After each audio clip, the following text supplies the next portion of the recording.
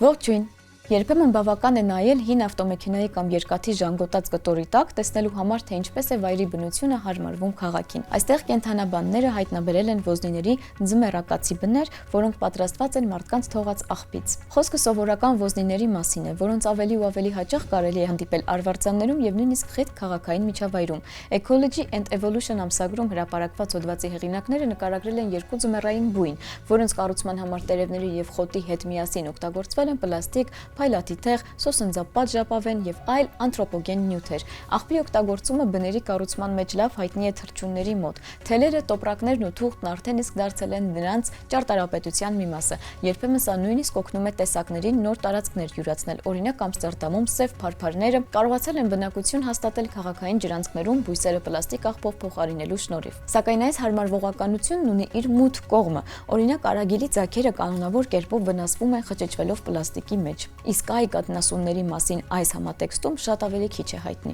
Արդյոք նրանք աղբը օգտագործում են համակարգված կերպով, արդյոք այն օգնում է գոյատևել, թե հակառակը մեծացնում է մահվան վտանգը։ Այս հարցերին գոնե մասամբ պատասխանելու համար Ջոն Մուրսի անվան Լիվերպուլի համալսարանի կենդանաբանները ուսումնասիրել են ոզնիներին։ Սովորական ոզնիները կառուցում են միանգամից մի քանի տեսակի բույն, ժամանակավոր, ամռան է ցերեկային հանգստի համար առանձին բույն ձագերին մեծացնելու համար եւ ձմեռային բույն։ Վերջինս հատկապես կարեւոր է։ Այս բնում կենդանին անցկացնում է ձմեռային քնի ամիսները ու նրա գոյատևումը անմիջականորեն կախված է ապաստանի որակից։ Սովորաբար նման բները պատրաստվում են տերևներից եւ չոր խոտից, սակայն քաղաքում այս սովորական նյութերը կարող են չբավականացնել։ Դրան հակառակ քաղաքներում առկա է աղբի ավելցուկ։ 2024 թվականի աշնանը հետազոտողները Անգլիայում 10 ոզնիների վրա ամրացրել են ռադիոհաղորդիչներ, ինչը թույլ է տվել հետևել 24 ձմեռային բնի։ Դրանցից 4-ը մանրամասն ուսումնասիրվել են, մի մասը անմիջապես, մի մասն էլ արդեն այն բանից հետո, երբ տերերը լքել են ապաստանները 2025 թվականի գարնանը։ 4-ից 2 բնում գիտնականները հայտնաբերել են անթրոպոգեն ծագում ունեցող նյութեր,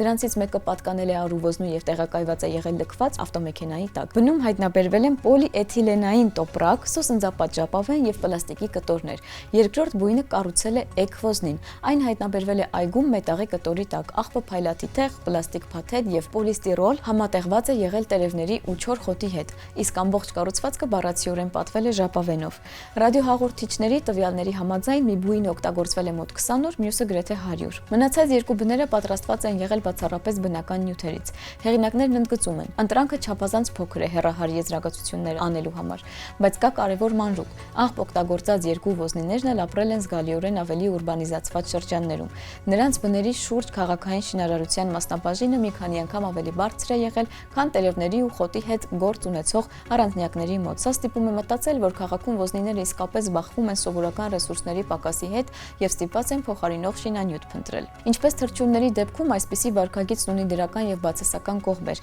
Աղբի որոշ տեսակներ, հատկապես պլաստիկն ու պենոպոլիստիրոլը, կարող են ավելի լավ պահպանել ջերմությունը, քան չոր խոտը։ Ձմեռային քնի մեջ գտնվող ոզնու համար սա պոտենցիալ առավելություն է, բայց վտանգը ակնհայտ է։ Կենդանին կարող է խճճվել, վնասվածք ստանալ կամ վտանգավոր նյութ կուլ տալ։ Հետազոտողները հուսով են, որ ապագա աշխատանքները կօգնեն հասկանալ, թե որքան հաճախ են ոզնիներն օգտագործում աղբը, կոնկրետ ինչ նյութեր են նրանք ընտրում եւ ինչպես է դա ազդում բների միկրոկլիմայի ու կենդանիների առողջության վրա։ Այս պահին հայտնաբերվածը եւս մեկ հիշեցում է այն մասին, թե որքան խորն է մարդկային գործունեությունը ներթափանցել վայրի բնություն։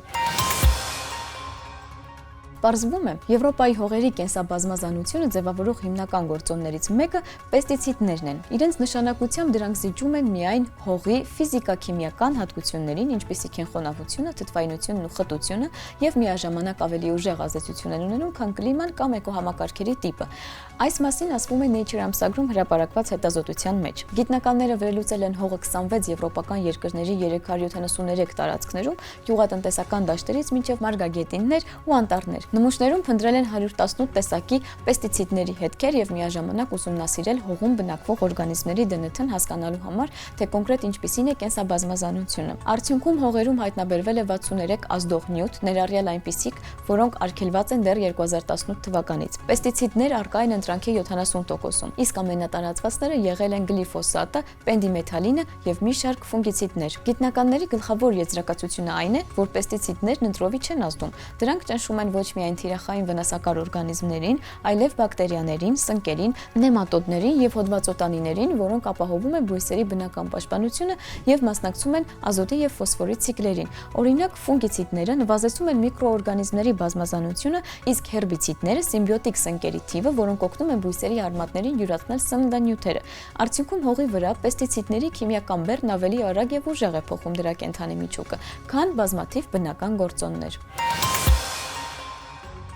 Այս շաբաթվա գիտնականն է Սթիվեն Վոլֆրամը։ Սթիվեն Վոլֆրամը փորձում է բացատրել տիեզերքը պարզ կանոնների օգնությամբ։ 14 տարեկանում նա արդեն հրապարակում էր գիտական հոդվածներ, իսկ ավելի ուշ դարձավ միաժամանակ ֆիզիկոս, մաթեմատիկոս եւ ծրագրավորող։ Լայն լսարանին նա հայտնի է որպես մաթեմատիկայի եւ Վոլֆրամ ալֆա որոնողական համակարգի ստեղծող գործիքներ, որոնք սովորեցրել են համակարգիչներին ոչ թե պարզապես հաշվել, այլ դատողություններ անել։ Վոլֆրամը հայտնի է իր այն գաղափարով, համաձայն որի աշխարհի բարդությունը կարող է ծնվել տարրական ալգորիթմներից։ Նա ցույց է տվել, որ նույնիսկ պարզագույն բջջային ավտոմատները ի վիճակի են այնքան անկանխատեսելի գործել, որքան եղանակը կամ կենդանի օրգանիզմները։ Այսօր նա զարգացնում է ֆունդամենտալ ֆիզիկայի սեփական նախագիծը, որում տարածությունը, ժամանակն ու մասնիկները դիտարկվում են որպես հաշվողական գործընթաց, կարծես ինքը իրականությունն աշխատում է կոդի նման։ Իսկ այսօրվա համար այսքանը, կհանդիպենք։